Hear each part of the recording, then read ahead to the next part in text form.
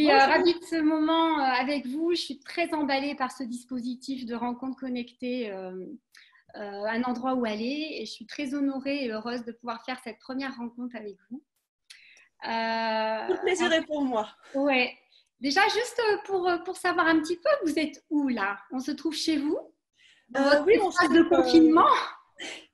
oui, on se trouve en fait dans mon bureau. Je pense que le nombre de livres en donne une idée. Et comme je suis aussi journaliste littéraire, c'est aussi là que je range la plupart des romans que je reçois également. Donc c'est un peu la pièce qui est dédiée à l'écriture et à la lecture. D'accord. Et le confinement, ça s'est passé comment pour vous? Vous l'avez vécu comment en tant qu'auteur? Et ça a été plutôt un refuge de lecture ou une complexité justement à se rendre disponible pour la lecture? En fait, j'ai un petit garçon et du coup, il n'avait plus d'endroit, enfin, il n'y avait plus d'endroit où il pouvait aller à part évidemment à la maison. Et donc, ça a été un confinement un peu particulier parce qu'il a cessé de faire ses nuits, donc on était assez fatigués. Par ailleurs, j'ai découvert que j'étais enceinte.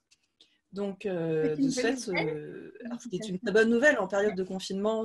Tous mes amis me disaient « Ah, c'est super, enfin une bonne nouvelle dans ce monde où tout est fermé et dédié à la chasse au virus. » Mais en même temps, en fait, j'ai été atteinte de nausées qui m'ont clouée au lit pendant quasiment 3 mois. Ouais. Donc, je ne peux pas dire que le confinement a été une expérience positive aussi bien pour la lecture que pour l'écriture. Ouais. Parce que j'étais concentrée sur des mots bien différents et bien terrestres. D'accord. Bon, bah, écoutez, en espérant que les mois qui suivent soient de meilleurs présages et de meilleurs augures pour vous. Voilà.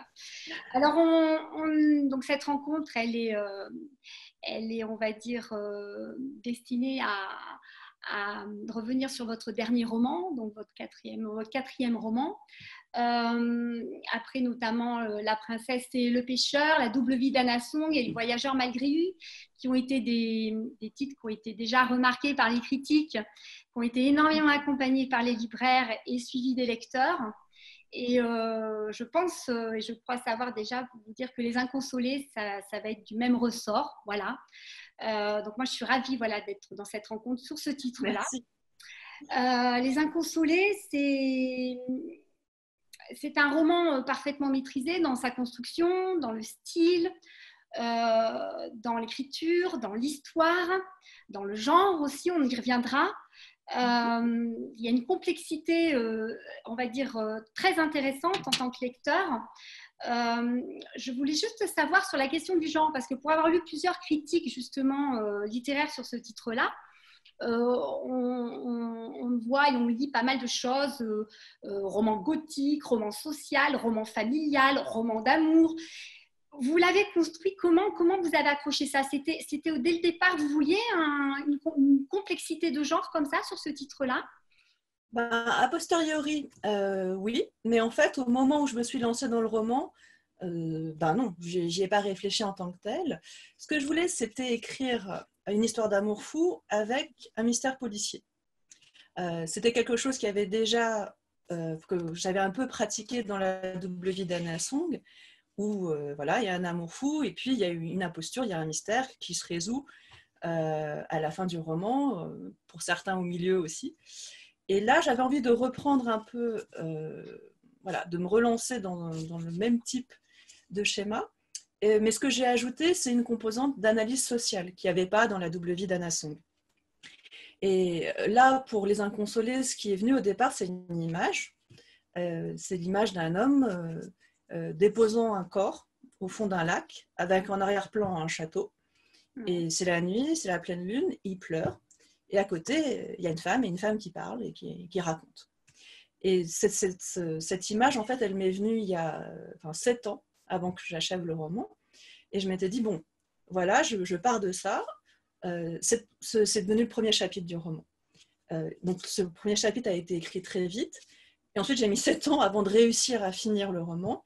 Et entre la première phrase et la dernière phrase, j'ai publié donc un autre roman, qui était Voyageur malgré lui, et un essai sur les écrivains et le fait divers. Et je suis restée bloquée en fait pendant 7 ans parce que il y avait une scène qui est la scène, je pense, que tous les romanciers craignent, qui est la scène de rencontre entre les deux amoureux et la scène de coup de foudre. je trouve que c'est une difficulté immense de parler de deux jeunes gens d'aujourd'hui qui se rencontrent à une terrasse de café et qui, au premier regard, se disent c'est lui et c'est elle. Et donc, j'ai fait beaucoup de versions de cette première scène. J'ai renoncé plusieurs fois. Et puis, à un moment, après avoir écrit les 2 autres livres, je me suis dit, bon, il faut que tu passes outre, parce que sinon, tu ne vas jamais y arriver. Et ça va faire, comme chez Valérie, le syndrome de la marquise qui est sortie à 5 heures, quoi. Ouais. Donc, c'est pas grave, tu passes, tu avances, parce que tu sais déjà que tu vas avoir 2 voix. Tu sais déjà que tu vas avoir 2 temporalités, tu sais déjà les péripéties que tu veux mettre, et tu sais déjà la résolution du mystère. Donc, tu as tout, tu es en train de bloquer bêtement sur ce premier obstacle, qui est un obstacle de taille, mais il faut réussir à... Voilà. Et donc, une fois que j'ai passé outre, ça s'est débloqué. Ça s'est débloqué. Donc, Les Inconsolés, c'est une histoire d'amour fou, fulgurante en fait, hein, entre 2 jeunes gens. Quand on les rencontre, ils ont tous les 2 une vingtaine d'années. Donc, Lise et Louis, c'est la rencontre à la Sorbonne. Elle est d'origine modeste, on va dire ça, plutôt ordinaire. Papa immigré vietnamien, maman d'origine normande, si je me souviens bien, paysanne normande. Louis, au contraire, est, on va dire, d'une famille de la bourgeoisie parisienne. Oui. Pas de problème, on va dire, financier. On a un destin presque tout tracé, là où Lise doit le faire, son destin, doit le créer. Quand vous parlez de la difficulté de créer cette rencontre, c'est ce que j'allais vous poser la question. Qu'est-ce qui a fait que ces 2 jeunes gens, aussi différents, sont comme ça magnétisés dès le départ? Je veux dire, il y a une espèce d'accroche qui se passe, qui fait qu'on a l'impression que c'est imparable, que le regard, en quelques phrases, en un échange, j'ai envie de dire que la relation est installée. Bah, écoutez, déjà, c'est très gentil de me dire ça. Ça veut dire que toutes ces nuits passées à écrire cette première scène ont fini par aboutir à quelque chose de satisfaisant. En fait, je me suis tout simplement inspirée d'une scène de coup de foudre que j'ai eue personnellement. Et voilà. Et je me suis dit, comment est-ce que je peux la retraduire? Et donc, j'ai retraduit de cette façon-là. De la même façon que voilà, le décalage social que vit Lise, alors par rapport aux autres, mais aussi par rapport aux siens. Oui. Là, pour le coup, il y a des éléments autobiographiques, puisque mes parents sont tous les 2 vietnamiens. Ma mère n'est pas française, mais ils ont, en quittant leur pays, ils ont aussi quitté leur classe, parce que c'était des paysans. Ouais. Et ils ont, grâce à leurs études, obtenu une bourse. Et en France, ils sont devenus ingénieurs pour mon père et directrice de recherche au CNRS Polytechnique pour ma mère. Donc, sur le papier, ce sont des membres de la bourgeoisie intellectuelle française. Ils ont les diplômes et ils ont, disons, l'aisance économique. Mais en fait, ils n'ont pas du tout acquis les codes de cette bourgeoisie. Déjà, ils viennent du Vietnam, ils n'ont pas le même humour, ils n'ont pas la même façon d'appréhender, je ne sais pas, le couple, le sexe.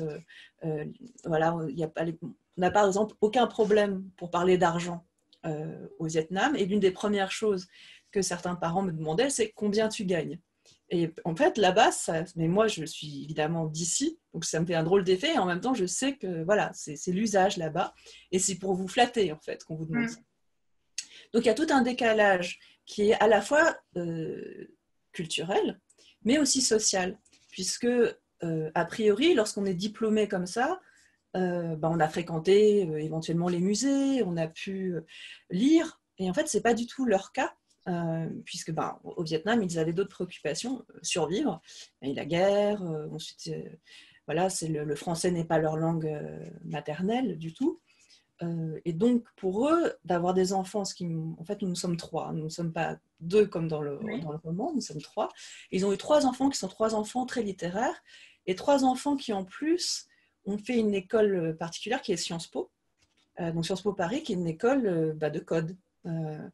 Et du coup, moi j'ai lu les travaux de Didier Héribon, par exemple, j'ai lu Annie Ernaux, et le sentiment d'illégitimité sociale, le sentiment d'imposture que tous 2 ont analysé et qu'on retrouve chez tous ce qu'on appelle les transfuges de classe, ou désormais plutôt les transclasses, comme dit Chantal Jacquet.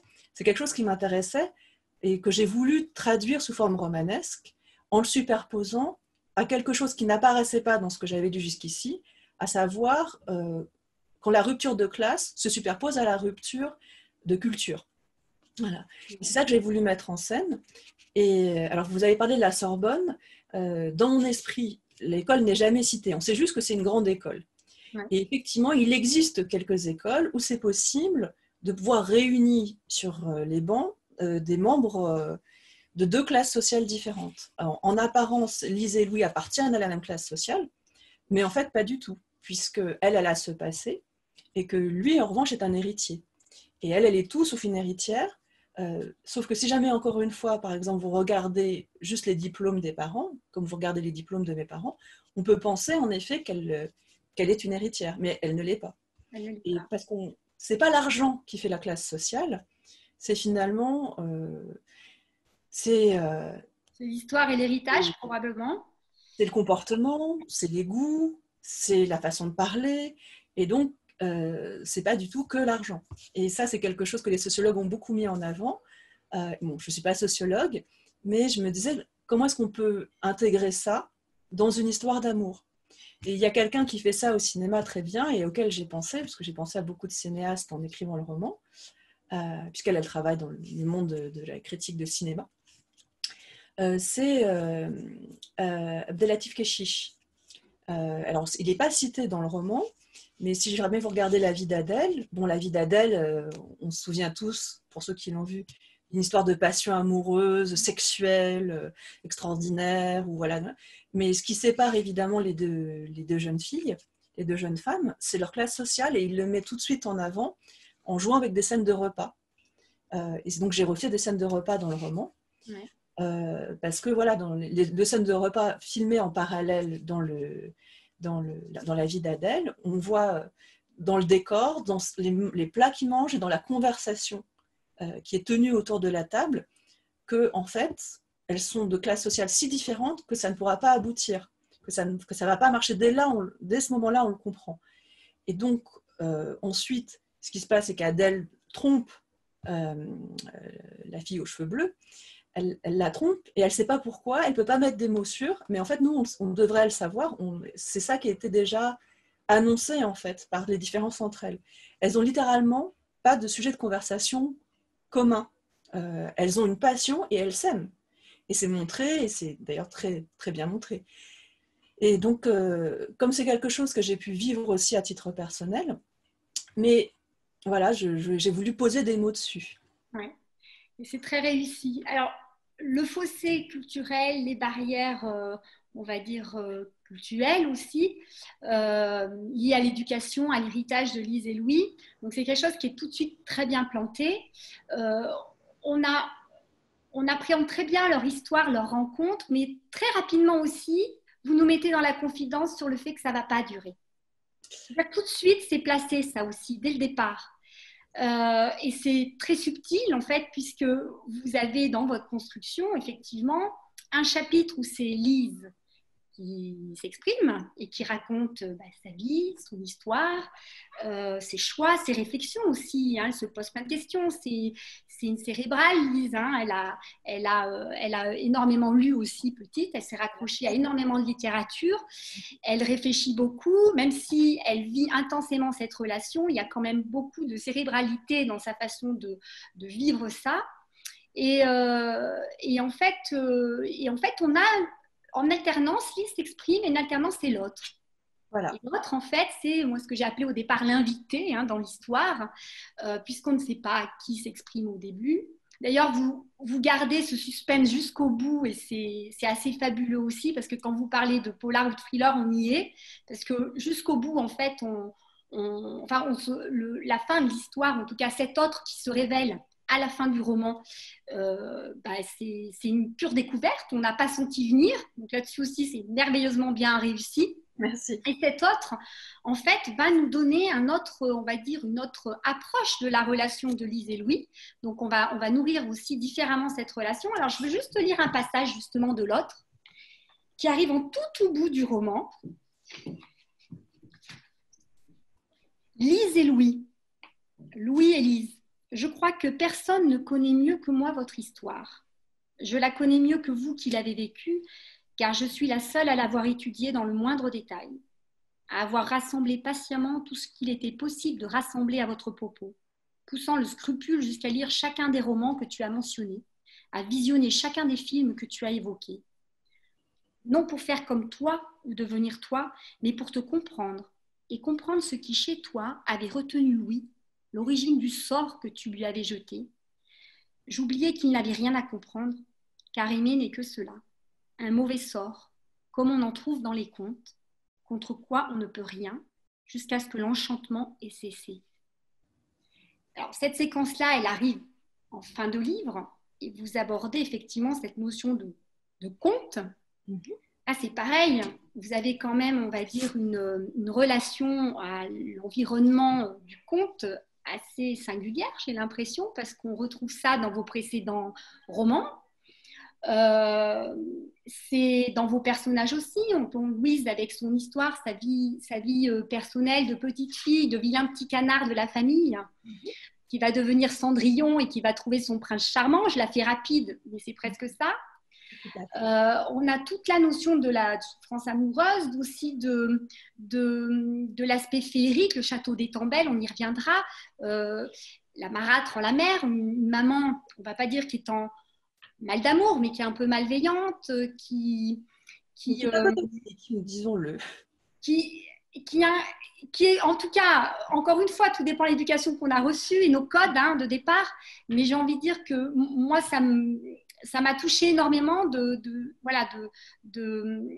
réaliser qu'une mère, dans une fratrie de filles, va pouvoir autant distinguer, on va dire, l'approche et les attentes aussi qu'on va avoir sur une fille plus qu'une autre.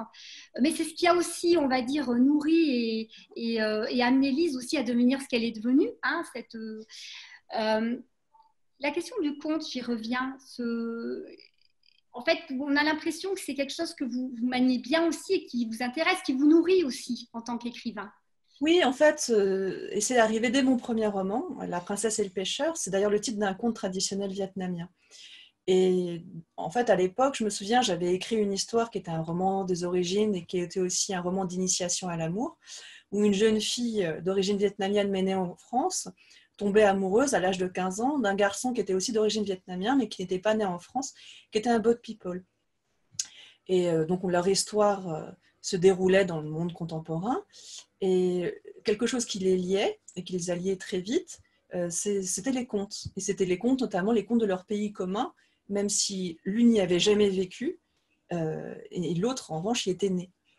Et ça venait tout simplement d'une histoire personnelle. À 15 ans, j'étais tombée amoureuse d'un garçon qui était aussi d'origine vietnamienne, qui était un boat people. Et on retrouvait déjà cette question de la classe sociale, parce du coup, ses parents étaient restés au Vietnam, il vivait seul en France avec son frère, il avait vécu à la DAS, ça avait été très dur, tandis que moi, ce n'était pas le cas, mes parents vivaient en France, j'avais toujours eu un toit sur la tête et de quoi manger dans mon assiette.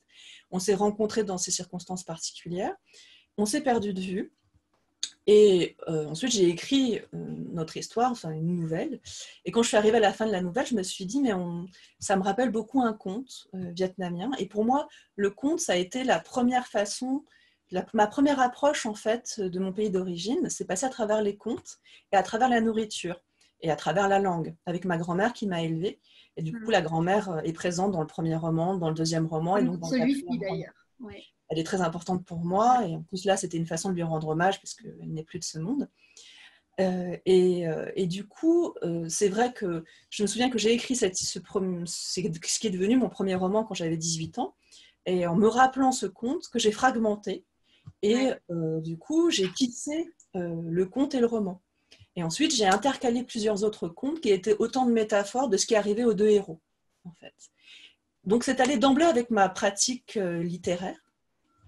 Et dans La double vie d'Anna Song, il y a un mystère policier, il y a une histoire d'amour fou, il y a une révélation, je voulais qu'il y ait tout ça, mais il y a aussi le conte et c'est aussi une méditation sur le pouvoir de la fiction. Et c'est vrai que pour moi, la fiction, c'est à la fois l'évasion, c'est l'ailleurs, mais c'est aussi une façon la raison pour laquelle on lit, c'est on lit pour aussi lire le monde, en fait. Alors, c'est le cas de Lise. Ce qui se passe, mais elle lit trop. Souvent, je dis que, En fait, c'est l'histoire d'une Emma Bovary, mais qu'aurait lu Flaubert. Voilà. Et c'est vrai que voilà, elle a ses fantasmes romantiques, elle a lu énormément, et elle pense qu'elle peut décrypter le monde grâce à tout ce qu'elle a lu, mais peut-être qu'elle se trompe, peut-être qu'elle s'égare en faisant justement trop confiance à sa cérébralité et aux références, plutôt que finalement au ressenti, parce qu'elle se protège, en fait, comme ça. Et du coup, alors c'est vrai que le deuxième roman, donc la double vie d'Anna Song, il y a aussi une légende traditionnelle qui résume et qui renvoie à l'autre, à l'histoire contemporaine. Mais là, elle est groupée, elle est à la toute fin. Alors, c'est aussi un récit à deux voix parce qu'il y a une voix, c'est des articles de journaux, et une voix qui est une voix à la première personne, qui est un des personnages du roman, qui donne sa version de l'histoire. Et donc, comme ça, vous avez la vérité amoureuse, intime et personnelle, et vous avez la vérité publique, médiatique, et les deux s'entremêlent. Vous ne savez pas laquelle est la bonne, et à la fin, vous avez une troisième vérité. Et si jamais tout va bien, vous relisez le roman et vous vous dites « Ah, mais elle était là depuis le début, en fait. Ouais. » Et dans Les Inconsolés, ben, j'ai aussi voulu utiliser ces stratégies-là, à savoir, voilà, vous avez deux voix, et jusqu'à la fin, si tout se passe bien, vous ne devinez pas qui est l'autre, et vous ne devinez pas ce qui s'est passé exactement, et a priori, c'est ce qui va vous aider à tourner les pages, même si cet aspect thriller est en fait... intervient, je pense, vraiment à partir de la deuxième partie du roman, parce qu'avant, on a aussi cette partie d'exposition sur l'enfance, et donc on a un côté un peu roman des origines.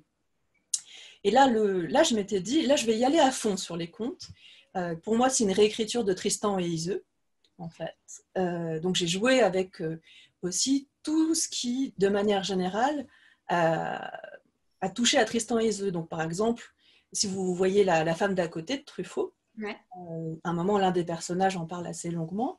En fait, la femme d'à côté est une réécriture de Tristan et Iseult. Et à un moment, il y a un des personnages, qui est la narratrice en fait de la femme d'à côté.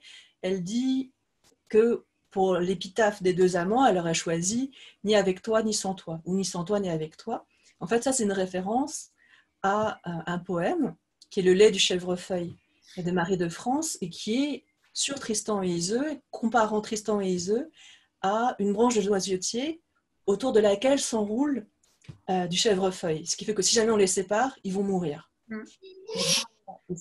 Et cette histoire-là renvoie en fait dans la mythologie vietnamienne à une histoire qui c'est celle de la chique du bétail, où on retrouve cette image d'un homme et d'une femme qui s'aiment et qui, après leur mort, se transforment l'un en arbre et l'autre en plante grimpante venant entourer l'arbre.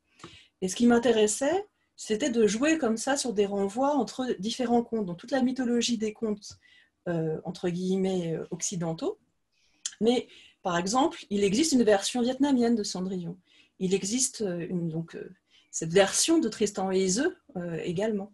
Et je voulais que les contes renvoient les uns aux autres, donc c'est compliqué à mettre en place, et de façon à ce que ça nourrisse aussi l'histoire contemporaine. Et que peu à peu, si vous voulez, derrière le réalisme de l'analyse à la fois psychologique et sociologique de ces deux personnages, peu à peu, la force de la fiction, la force du conte l'emporte. Ouais. Et ce qui fait que, si tout va bien, vous allez croire à la fin, alors qu'a priori, c'était difficile. Ouais. Et c'est de là que viennent ces touches c'est pour ça que les gens parlent de mélange des genres, parce finalement, il y a un métissage culturel, il y a un métissage social et un métissage des genres. Voilà. Mais pour moi, le but, c'est évidemment pas qu'on se dise, en allant dans chaque page, là, ça appartient à tel genre ou ça appartient à tel autre genre, mais qu'on coule dedans, qu'on se laisse couler dedans, qu'on se laisse emporter, et qu'ensuite, on se dise, ah, mais en fait, j'ai fréquenté, a posteriori, voilà, j'ai fréquenté des territoires qui ne devraient pas forcément s'unir normalement dans un roman. Ouais. Et alors, je vais rebondir sur ce que vous dites, c'est très intéressant, parce que toujours dans votre structuration, en fait, il y a un lieu symbolique quand même dans le roman, le château d'Étambel. Alors, je vais vous laisser un petit peu en parler. On commence par ce lieu-là et on y finit par ce lieu-là. Donc, vous nous faites faire aussi une jolie boucle, une très belle boucle. Pareil, on est dans la symbolique. On est aussi dans un univers, on va dire, mystifié, légendaire, pourquoi pas. C'est un lieu que... Alors tout le monde me demande s'il existe. Voilà, non, moi ce que je voulais vous demander, en fait, c'est pas s'il existe, ce que je voulais vous demander, c'est si vous avez un lieu comme ça, qui a eu résonance comme ça pour vous. Voilà, des lieux symboliques, tout le monde en a en fait hein, dans sa vie. J'ai un château personnel. Voilà. Euh, et puis vous invitez évidemment à juste nous donner, alors pas trop, mais parce que j'imagine qu'il y a des gens qui n'ont pas lu votre livre, mais nous donner un petit peu, voilà, le château d'Étambel. Alors, on le découvre par le biais de Lise, en fait, hein, qui donc est un lieu qu'elle investit dans son imaginaire aussi, puisque ses parents, la maison des parents, donc la propriété des parents touche un château abandonné qui n'est plus du tout, on va dire, habité.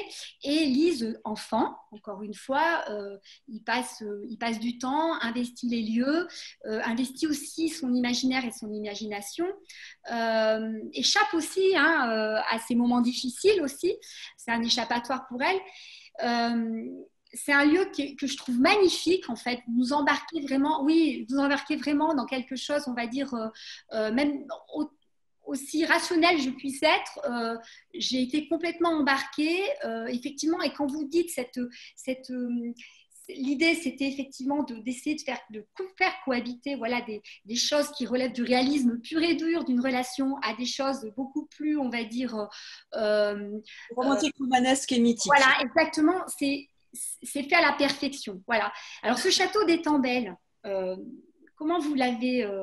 voilà, comment il est arrivé et parce qu'il pèse un sacré poids, je trouve, dans le livre, même si les passages ne sont pas énormes, mais c'est vraiment un point d'ancrage du démarrage et de la fin du texte. Oui, ben, c'est sûr que de toute façon, d'emblée, leur histoire était placée sous l'égide de ce château, puisque dès le premier chapitre, il est là en arrière-plan, mais il est là. Alors, j'ai placé en exergue du roman une phrase que j'ai toujours beaucoup aimée de Jules Renard, qui est « J'ai bâti de si beaux châteaux que les ruines m'en suffiraient ». Et pour moi, c'est un peu mon rapport à la vie. Et je pense que c'est le rapport à la vie de beaucoup de gens qui aiment lire, qui aiment la fiction de manière générale. Et moi, j'y avais vu une métaphore, en fait, de l'écriture. C'est-à-dire que quand vous vous mettez à écrire, vous avez un chef-d'œuvre dans votre tête. On ne peut pas écrire à moins de se dire « je vais écrire un roman extraordinaire, magnifique, qui va changer l'histoire de la littérature ». Et ensuite, vous écrivez la première phrase du dit roman, et là, vous vous rendez compte qu'entre la petite graine misérable que vous avez semée et le beau château que vous aviez en tête, la distance est considérable, et qu'il va peut-être falloir se contenter plutôt que du beau château, au moins de ses ruines. Oui. Et c'est vrai, il y a quelque chose de cet ordre. C'est-à-dire qu'on avance, on se rend compte que voilà, il va falloir bâtir pierre après pierre, que ça va être dur. Donc on bâtit, voilà, on écrit sa scène d'amour 50 fois, mais on finit par y arriver. Ensuite, on réfléchit aux effets de symétrie, on réfléchit au rythme du roman, on se dit, voilà, quelle va être la chute. Donc, on travaille en fait chacun des éléments, on les réunit, on construit. On n'arrive jamais au château qu'on avait en tête, mais on arrive à ses ruines et c'est pas grave. C'est comme ça que ça fonctionne en vérité. Et donc, j'ai pas de vrai château. Alors évidemment, quand j'étais petite et que j'ai fait, et puis plus tard aussi, j'ai fait du tourisme, j'ai visité des châteaux. Mais pour moi, le château, c'est la littérature en fait. C'est le lieu du rêve, c'est le lieu de la création littéraire, c'est le lieu de l'imaginaire, et c'est le fait qu'on puisse. Et c'est pas un lieu de pure évasion, c'est un lieu d'où on peut contempler le monde aussi, d'où on peut mieux le lire, d'où on peut mieux le comprendre. Et pour moi, la littérature a eu ce rôle, et je pense que le château est un peu emblématique de l'idéal dans l'absolu. Et du coup, il y a des figures de châteaux qui reviennent sans cesse, et c'est un château qui est construit par plusieurs châteaux.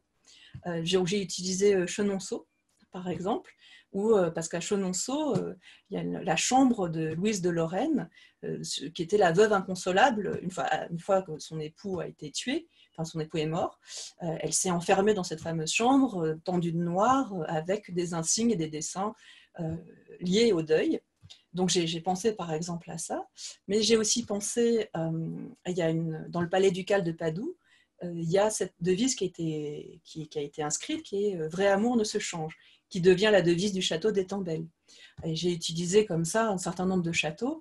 Il se trouve que mes parents ont une petite maison en Normandie. Je prends la route de la Normandie, il y a le château d'Annay. Le château d'Annay, c'est celui que, évidemment, le roi, en deux fous d'amour pour Diane de Poitiers, lui a offert. Donc, c'est un des châteaux.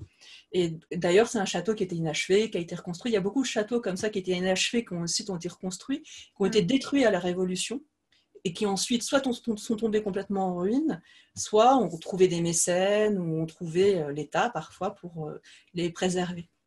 Donc ce château, il est en fait une marqueterie, un mélange, une reconstruction de plusieurs châteaux.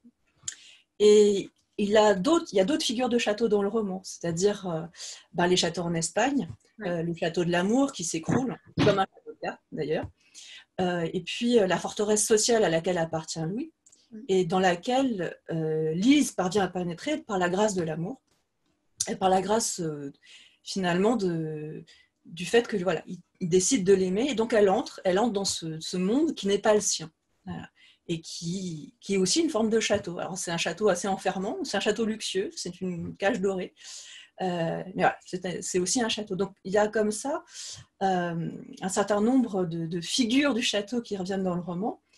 Le château d'Étambel, renvoyant lui-même à une sorte de château au Vietnam, dont on découvre l'existence ensuite, et qui là m'a été tout simplement inspiré par le fait que mon grand-père, qui était un paysan et qui a une histoire un peu à là où on emporte le vent, est parti de rien. C'était quelqu'un qui n'avait pas fait d'études, il ne savait ni lire ni écrire, mais il était apparemment malin et dur à la peine. Il avait beaucoup de force. Il a été ouvrier, il a fait des économies. Et ensuite, il a acheté des terres, en demandant d'ailleurs à des gens de signer pour lui, de lui expliquer ce qu'il y avait, parce qu'il ne savait pas lire ni écrire.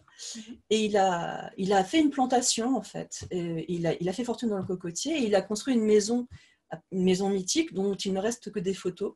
Elle portait à son flanc la date, d'ailleurs, de son édification. Et ça, c'est un détail que j'ai repris dans le roman. Et il a comme ça eu un moment, un empire, il a été extrêmement riche et puissant, et il a tout perdu. Il a tout perdu, et dans la vraie vie, il a en fait il s'est forcé, plutôt qu'il a été forcé, à brûler lui-même sa propre maison, qui était le symbole de sa réussite, et qu'il voulait évidemment transmettre à ses enfants. Donc on retrouve l'idée du château éternel, on bâtit, et voilà, on va résister au temps. Et il l'a détruite parce qu'elle allait sinon tomber entre les mains des Français, parce que c'était le moment de la guerre, et il voulait en faire un quartier général. Et donc cette maison, dont il ne reste que des photos, mais des photos que quand même, par exemple, mes cousins ont tous affichées dans leur salon, alors qu'ils n'ont techniquement jamais vu cette maison. Elle n'existe plus qu'à l'état de ruine. J'y suis allée avec mon mari, j'y suis allée plusieurs fois. Et il ne reste plus que des traces d'un portail incendié, des traces au sol. Et il ne reste plus que les récits que ma mère m'en a fait. Parce que dans le roman, c'est attribué au père. Dans la réalité, en fait, c'est ma mère qui est l'enfant de ce planteur. Et le troisième enfant, l'enfant préféré, la plus jolie, la plus brillante, et qui a vu, en fait, qui a vu à la fois la grandeur et voilà, la ruine de sa famille, et qui est partie en France alors qu'elle était une femme, alors qu'elle n'était pas française, évidemment, et qui a réussi. Et en fait, aujourd'hui, moi, ça m'a toujours frappé d'aller chez mes cousins et de voir dans leur salon, tous, ils ont affiché cette fameuse photo de la maison mythique qu'ils n'ont pas connue, avec mon grand-père devant, en tenue de soie. Et là, en fait, récemment, ils sont tous cotisés et ils sont en train de reconstruire la fameuse maison. Et donc, il y a aussi quelque chose dans mon imaginaire familial sur ces maisons mythiques qui sont symboliques, apparemment, c'était une maison sublime. Il y avait une piscine, c'était gigantesque, etc. C'était d'ailleurs un voisin d'Alexandre Yersin, le héros du roman de Patrick Deville, Peste et choléra. Ouais. C'était amusant parce que Patrick Deville m'avait demandé si jamais je ne pouvais pas relire le roman, ou plutôt si jamais je ne connaissais pas des Vietnamiens qui pouvaient relire le roman, parce qu'il y avait des termes vietnamiens dedans.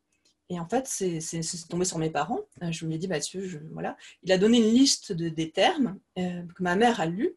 Elle m'a dit, c'est un roman qui se passe près de ma ville natale, enfin de mon lieu de naissance. parce que je vois tous les lieux géographiques, la cascade de la Fée, voilà. C'est près de chez moi. Enfin bref, c'était anecdotique. D'accord. Alors, en parlant d'anecdotes, il y a quand même des personnes, on a beaucoup parlé de Lise et de Louis.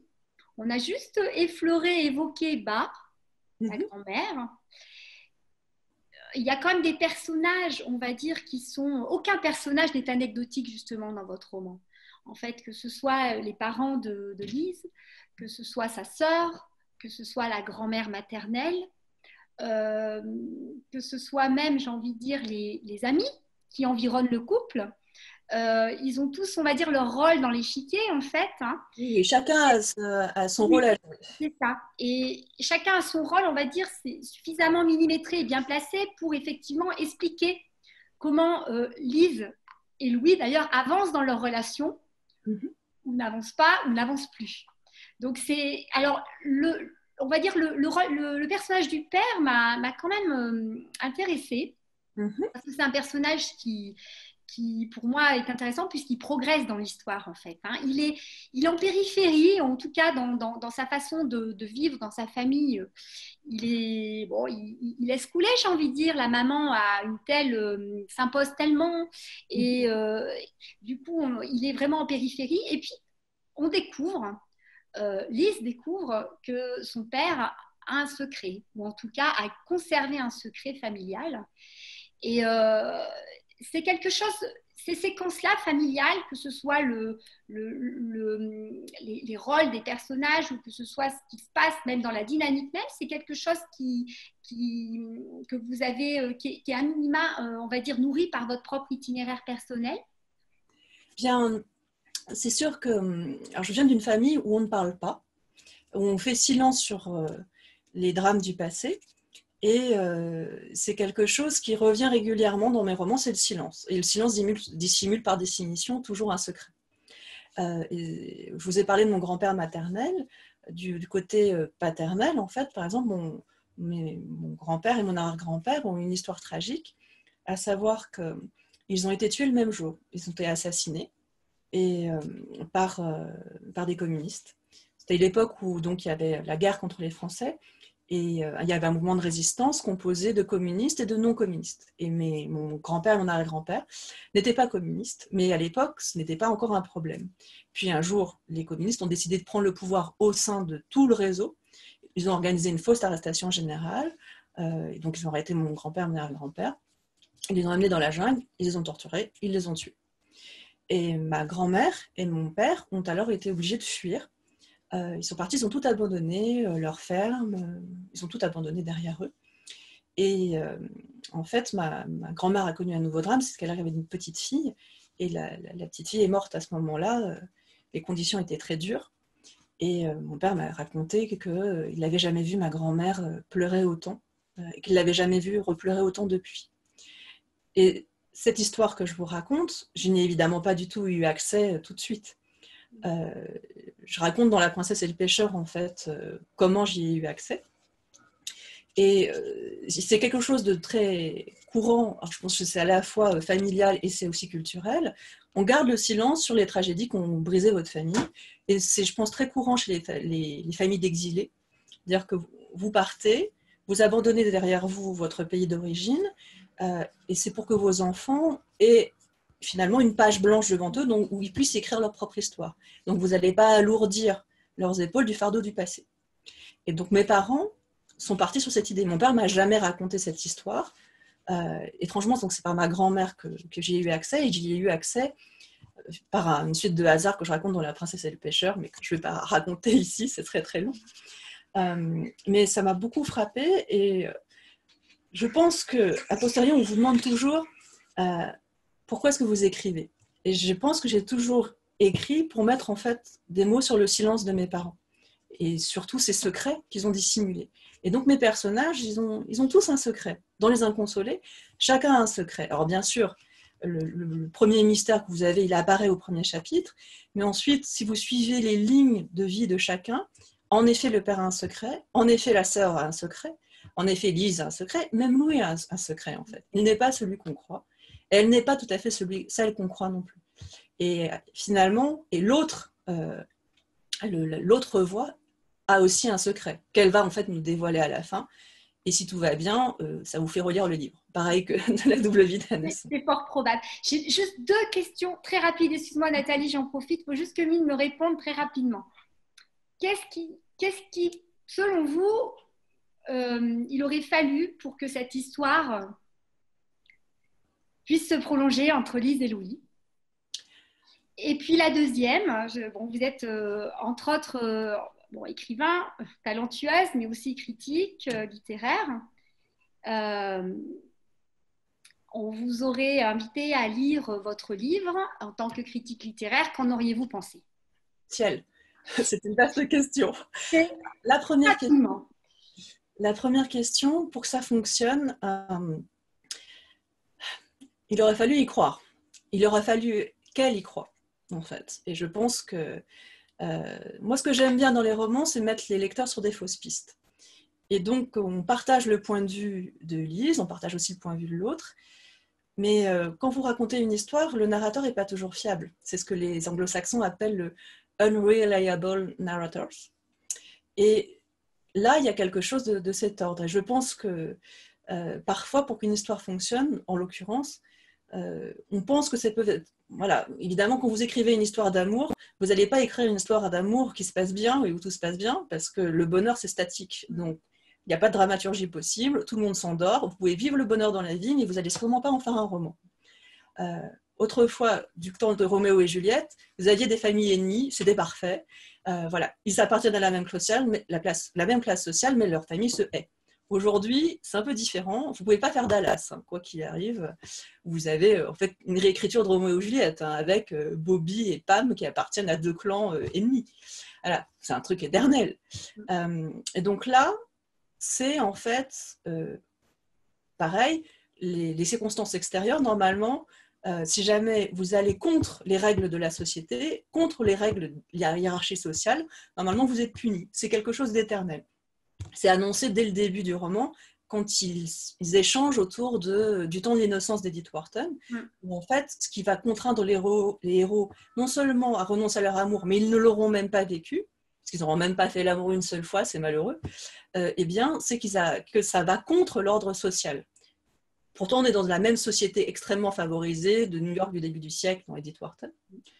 Mais pour autant, comme elle, c'est une divorcée scandaleuse, et lui est un jeune homme qui s'apprête à s'établir bien comme il faut, eh bien, à cause de ça, juste à cause de ça, ça suffit pour que l'histoire ne puisse se passer. Ouais. Alors qu'à chaque fois, on se dit, ça tient à rien. Voilà. Oui. Oui. Donc, voilà. Et là, je ne peux pas vous répondre entièrement, parce que ça m'obligerait à raconter tout le roman, mais il aurait fallu qu'elle y croie, évidemment. Ouais. Sinon, en tant que critique littéraire, moi, je pense qu'on écrit toujours le livre qu'on aimerait lire. Et ce n'est pas forcément le livre que tout le monde aimerait lire, et ce n'est pas forcément le livre que tout le monde va lire avec la même sensibilité que vous. Et c'est vrai que voilà, je suis une indécrottable romantique, donc j'écris des histoires d'amour fou, et j'ai un imaginaire qui a été nourri par, je ne sais pas, les sœurs Brontë, qui a été nourri par comme ça, un peu effectivement un petit côté, alors je dirais même pas romance gothique, mais presque harlequin, parce que c'est vrai que j'ai un petit côté comme ça. Mais le problème, c'est que j'ai trop lu, comme Lise. Donc, je ne peux pas me contenter de remettre des schémas de romans harlequins bêtes et méchants. Et je dois les sophistiquer. Et moi, ce que j'aime bien dans un roman, c'est que je puisse le lire vraiment comme une histoire où j'oublie tout et voilà, je me plonge dans le livre, je me plonge dans les personnages et tout le reste disparaît. Mais ce que j'aime aussi, c'est qu'ensuite, si jamais j'y reviens, ça me fasse réfléchir. Et qu'à chaque fois, j'ai une première couche qui dissimule une deuxième couche, qui dissimule une troisième couche. Et de la même façon, par exemple, la double vie d'Anna Song, je l'avais écrit pour que quelqu'un qui ne connaisse rien au monde de la musique puisse l'apprécier, et puis que quelqu'un qui connaisse un petit peu le monde de la musique puisse y voir les clins d'œil, avec des histoires réelles dans le monde musical. Et je m'étais amusée à ce que, par exemple, il y avait un fait divers clairement qui apparaissait, et que d'ailleurs je mentionnais à la fin du roman, en disant, voilà, cette histoire incroyable, en fait, est vraie, et ça vient de là. Et en fait, pour ceux qui connaissaient un peu l'histoire de la musique, ils s'apercevaient que derrière ce premier modèle, il y en avait un deuxième. Il y avait une autre histoire incroyable, mais qui existait aussi, mais que j'ai pas mise. Donc, si jamais on cherche, on s'aperçoit qu'il y a une autre dimension. Et j'aime bien le côté comme ça, poupée russe dans les romans. Et alors, ce que j'espère, c'est que j'ai réussi, mais malheureusement, je ne peux pas dire, moi, si j'ai réussi. C'est au lecteur de le dire. Je pense que ça marche chez certains, et évidemment, comme toujours, on ne peut pas plaire à tout le monde, et j'imagine que pour d'autres, ils ne rentrent pas dedans. Ce sont des choses. Bon, en tout cas, en qualité de libraire, pour avoir consulté pas mal de confrères, c'est un très, très, très bon roman qui a été très, très bien accueilli et qui est actuellement très bien accompagné. Voilà. Merci beaucoup. Merci beaucoup, Mine. Alors, moi, je vais juste faire une petite parenthèse parce que moi aussi, je vous ai lu. Et alors, c'est marrant, quand je vous ai lu, moi, je n'ai pas utilisé le mot conte, j'ai utilisé le mot fable. Je me suis dit, tiens, elle a écrit une fable contemporaine, mais tellement intemporelle. C'est ça qui est dingue. Et donc, quand on vous écoute, il y a une certaine douceur, il y a aussi de la poésie et beaucoup de... Votre style est très littéraire, mais j'ai trouvé quand même qu'il y avait un truc très intéressant. Il y avait une pointe de cruauté. D'où vient cette pointe de cruauté? Parce que quand on vous... Alors, je sais que les apparences sont trompeuses, mais quand même, vous avez l'air très, très sympathique, très douce. Mais en fait, je suis une serial killeuse. C'est très intéressant parce qu'en plus, le dosage de la cruauté est terrible. Et je trouve qu'il apporte du poids au texte. Donc, d'où vient cette cruauté? Bien, malheureusement, je pense que comme Lise, j'ai toujours eu une petite voix. À savoir que donc, Lise, comme je le disais, est quelqu'un de très, comme moi, très romantique, mais elle a toujours, et donc un peu niais, mais elle a toujours une petite voix qui observe les choses et du coup a un ton et un regard assez acide sur ce qui se passe. Mais c'est quelque chose que j'ai aussi. Et je pense qu'on est tous un peu comme ça. On agit, mais on se regarde en même temps agir. Parfois, on peut se montrer ridicule dans une situation, et en fait, on le sait. Voilà, on vit la chose et en même temps, on est toujours capable de recul sur soi-même. Je pense que je ne serais pas la seule à me rappeler le soir, en me couchant, tout d'un coup, des moments mortifiants voilà, soit de mon adolescence, soit de l'âge adulte plus tard, et ça vous reste en mémoire. Et de la même façon que dans une conversation, vous regrettez de ne pas avoir eu l'instinct à ce moment-là de placer tel mot, tel bon mot, ou bien voilà, telle réplique qui aurait cloué le bec à votre interlocuteur. Et que voilà, vous avez toujours quelqu'un qui réfléchit sur ce qui aurait pu être et qui analyse en fait ce que vous faites. Et donc, je pense que il y a quelque chose en moi très enfantin, comme dans le personnage de Lise, et finalement comme dans la plupart de mes personnages, hommes ou femmes. Ils veulent absolument croire en un idéal et ils refusent de renoncer à cet idéal. C'est quelque chose d'enfantin. Parce que normalement, on dit, bah voilà, il faut devenir adulte, il faut s'adapter, il y a des choses qu'on peut faire, il y a des choses qu'on ne peut pas faire, il y a des choses voilà, qu'on peut surmonter, il y en a d'autres que non. Voilà, tu as les dispositions pour faire ceci ou cela, mais pas pour faire ceci ou cela.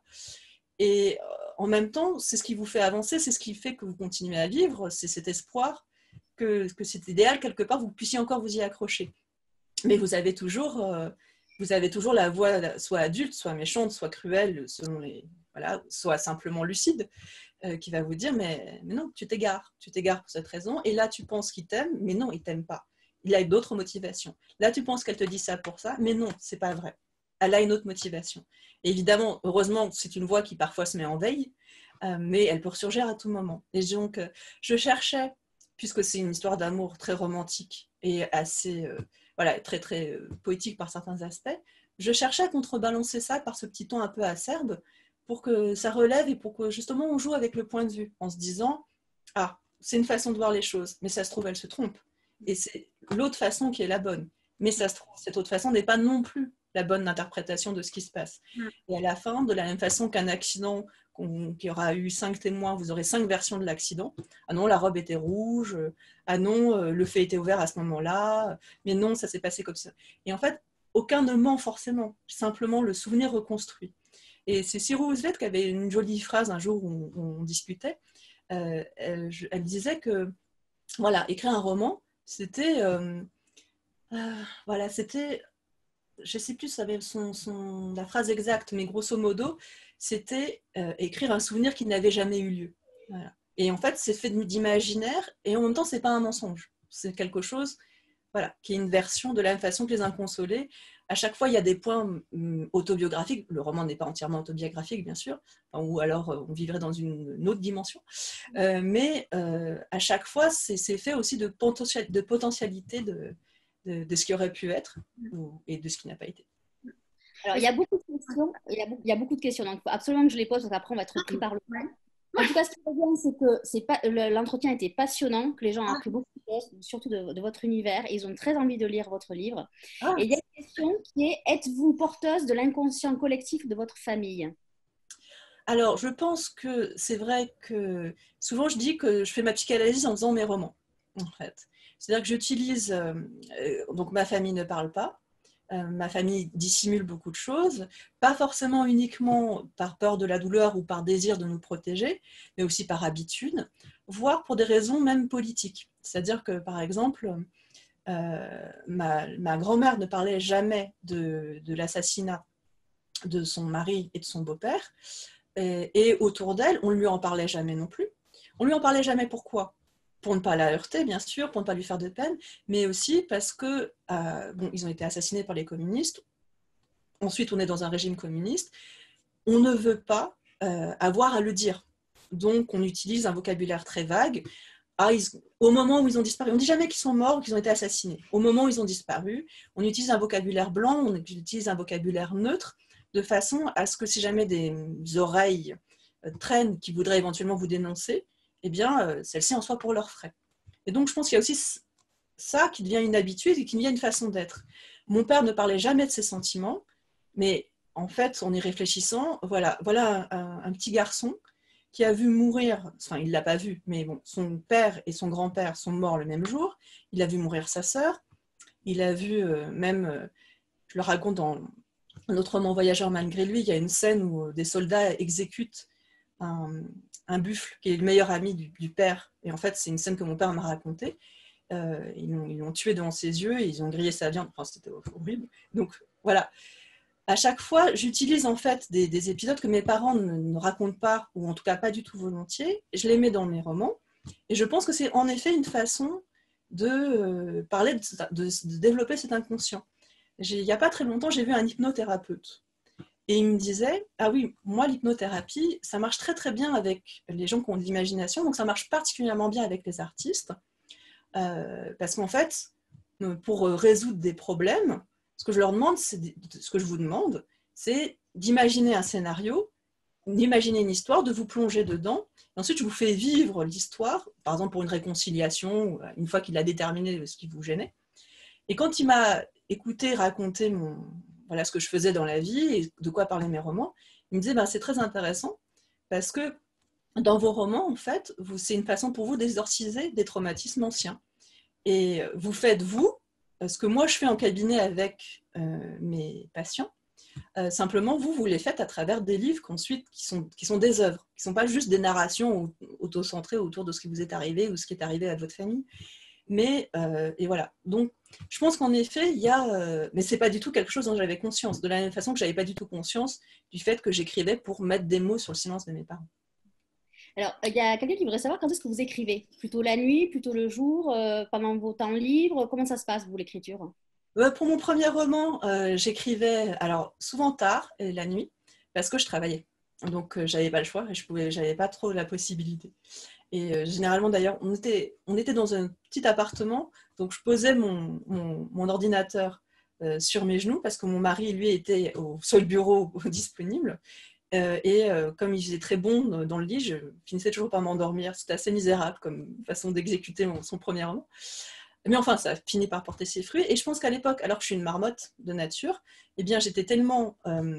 à la fin, je voulais tellement finir et j'étais tellement portée par ça que j'ai passé des nuits entières littéralement à écrire. Mais alors, c'est une transe qui n'arrive qu'une fois. Hein. Enfin, le coup de Stendhal qui, en quelques jours, pond la Chartreuse de Parme, bon, je veux bien y croire, mais enfin, pour moi, ça ne marche pas.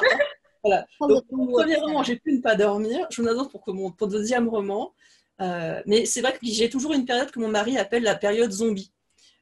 Où tout à coup il faut que je finisse parce que je sais et là il ne faut pas qu'on me parle de mon petit garçon, il ne faut pas qu'on me parle du ménage à faire, il ne faut pas qu'on me parle de mon mari, il faut qu'on parle de rien parce que je suis un zombie. Voilà. Et c'est d'ailleurs difficilement conciliable avec une vie familiale harmonieuse dans ces moments-là, mais voilà, il est habitué, mon petit aussi apparemment. Et donc pour mon deuxième roman par exemple, ça ne s'est pas passé du tout de la même façon. C'est que j'avais mon histoire parce que j'avais ce fameux fait divers que je voulais développer. En fait, je m'étais dit, tu as bloqué 3 semaines, tu quittes ton boulot et pendant 3 semaines, tu vas dans ta maison, enfin pas ma maison d'ailleurs, la maison de mon mari, en Ardèche. Il n'y a rien à faire. Il n'y a même pas le Wi-Fi. Donc, tu pourras faire qu'une chose, c'est écrire. Voilà. Résultat, au bout de 3 semaines, 3 pages absolument misérables. Enfin bon, 3 pages que j'ai conservées, mais enfin, c'est misérable d'écrire que 3 pages au bout de 3 semaines.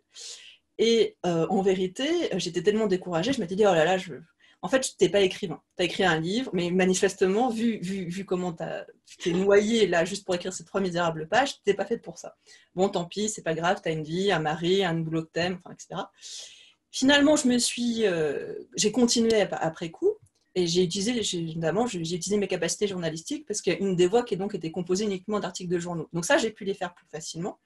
Et finalement, le dernier chapitre, je l'ai écrit en 2 heures. Mais en fait, je ne l'ai pas écrit en 2 heures. Et je l'ai écrit en 2 heures, y compris un moment où j'étais au restaurant avec mon mari, que je me suis mise à griffonner sur la nappe en papier.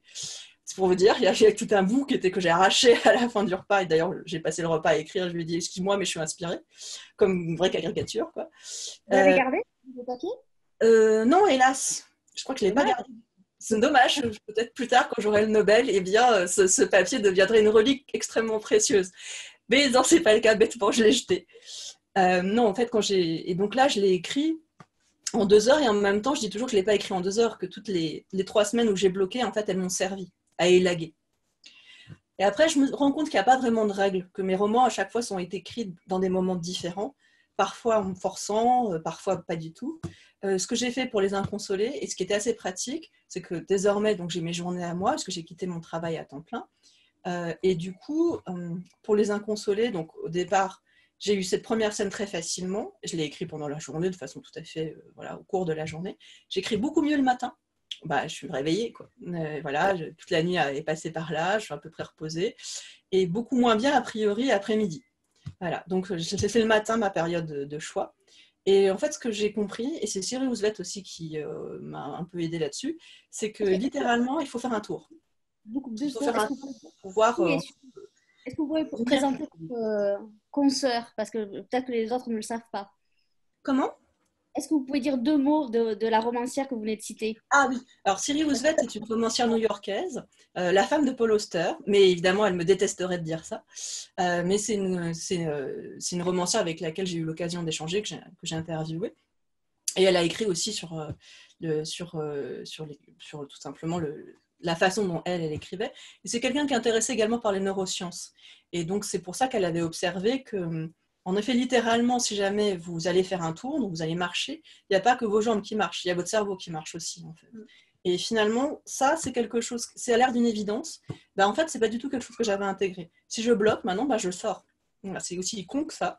Je sors, je fais un tour, je m'aère, je reviens, et en fait, ça va beaucoup mieux et ça se débloque parce que mon cerveau a réussi à travailler pendant ce temps-là, parce que le cerveau et le corps sont en fait intimement reliés. Et pour quelqu'un qui est très cérébral comme moi, c'est une évidence qui n'est pas du tout apparue tout de suite. Voilà. Et sur Les Inconsolés, il y a eu quelque chose je me suis vraiment disciplinée. Tous les matins, je m'y mettais. Et puis voilà, et finalement, je disais tout à l'heure, j'ai mis 7 ans à faire ce livre, mais à l'écrire, vraiment, j'ai mis 7 mois. Voilà. Mais je l'ai porté pendant 7 ans. Mais pendant 7 mois, tous les jours, j'écris, je suis venue à bout, et ça avançait, mais je pense que les 7 ans n'ont pas été inutiles aux 7 mois. Je vais poser la dernière question parce que là, ça fait presque 1 heure qu'on est là. Donc, à l'avenir, pensez-vous changer de registre? On m'a bloqué la question. De registre ou bien vous n'avez pas encore tout dévoilé par rapport à ce que vous écrivez?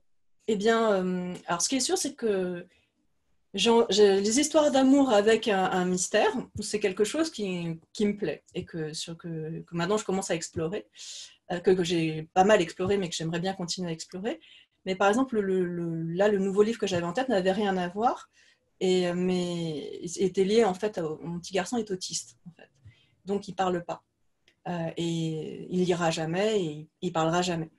Et donc c'est quelque chose qu'on a vécu avec mon mari qui était évidemment un peu difficile, d'autant que nous, on est en fait des gens qui travaillons dans le livre. Mon mari est enseignant, universitaire, et moi j'écris des romans. Et on retrouve en fait un thème qui est dans ma famille, qui est celui du silence. Et je dis toujours que, voilà, je cite souvent une phrase de Brecht où je dis où il parle dans Ellis Island du fait d'être étranger, différent, mais non pas différent des autres, différent des siens. Et c'est quelque chose que j'ai toujours ressenti par rapport à mes parents. Et en fait, quand je regarde mon fils, c'est quelque chose que je ressens plus profondément encore, puisque littéralement, alors je ne parle pas la même langue que mes parents, il parle vietnamien et je parle français, bien sûr, je parle aussi vietnamien et il parle aussi français, mais c'est pas nos langues qui nous constituent, c'est pas les langues qui nous constituent, qui constituent notre identité. Mon petit garçon, il parle pas, il n'a pas de langue. Et donc, c'était plutôt sur ça que j'avais envie d'écrire. Et vous voyez, c'est pas du tout une histoire d'amour, enfin, c'est une histoire d'amour fou aussi, parce qu'on aime notre petit garçon, mais voilà, c'est sur un terrain différent. Et finalement, c'est la vie qui m'amène sur ce terrain-là. Et je ne sais pas si je vais arriver à faire ce livre. À chaque fois, on part sur une hypothèse, on avance, et puis je ne sais pas si... Mais du coup, ça sera un livre qui aura une tonalité sans doute un peu différente des histoires d'amour fou avec intrigue policière. En tout cas, je ne pense pas qu'il y aurait d'intrigue policière. Ou alors, et je ne sais même pas si ça va être... Ça pourrait être un roman. Ça pourrait être un roman. À ce moment-là, ça se détacherait. Mais sinon, ça serait peut-être une sorte de récit. Parfait. Je vais laisser le mot de la fin à Sophie, si elle veut bien. Oui, avec plaisir. Oui, Mine, je suis vraiment ravie de cet échange. C'est une magnifique opportunité. Hein. C'est rencontres connectées. Alors, c'est une magnifique opportunité pour les libraires, parce que je ne pense pas que vous seriez venus jusqu'au Cocotte Rousse, sincèrement. Peut-être un jour pour le Goncourt. Pour le Goncourt. Hein. C'est une opportunité aussi, je pense, pour toutes les personnes qui peuvent accéder à ces rencontres connectées. On ne les voit pas, hein, ni vous ni moi, mais je ne doute pas qu'elles sont nombreuses et qu'elles sont ravies de ce temps-là. Qu'est-ce que je peux vous souhaiter? Déjà, rester la même, parce que... merci. Voilà. Continuer à bien travailler, à nourrir de beaux romans, à nourrir aussi notre imaginaire, et puis alors que ce soit collectif et personnel, mais en tout cas, voilà, moi c'est un bonheur, en fait, voilà, vous êtes une de mes auteurs préférées, je l'avoue.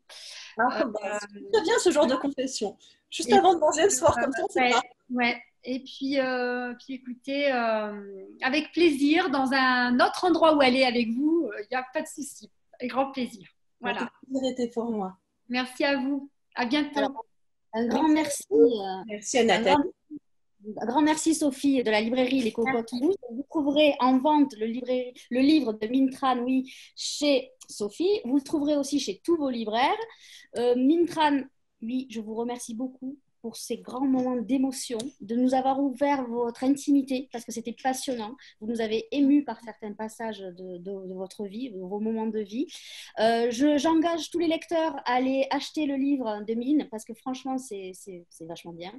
Vous pouvez nous retrouver toutes les informations, le livre aussi de Mine, sur notre site unendroitoualler.com. Donc vous verrez, il est en ligne. 1 avec le chiffre 1. Demain, on aura la chance d'avoir Romuald Juliveau qui a écrit L'île d'Elle aux éditions Anne Carrière, et ça sera à 19h. Donc voilà, écoutez mesdames, je vous remercie, c'était passionnant. Voilà. Merci Nathalie.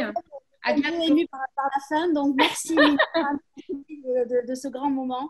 À bientôt, prenez soin de vous, et puis maintenant vous pouvez sortir, aller tous en librairie. Ouais. À bientôt. À bientôt. Merci. Merci beaucoup. Merci. Au revoir. Au revoir.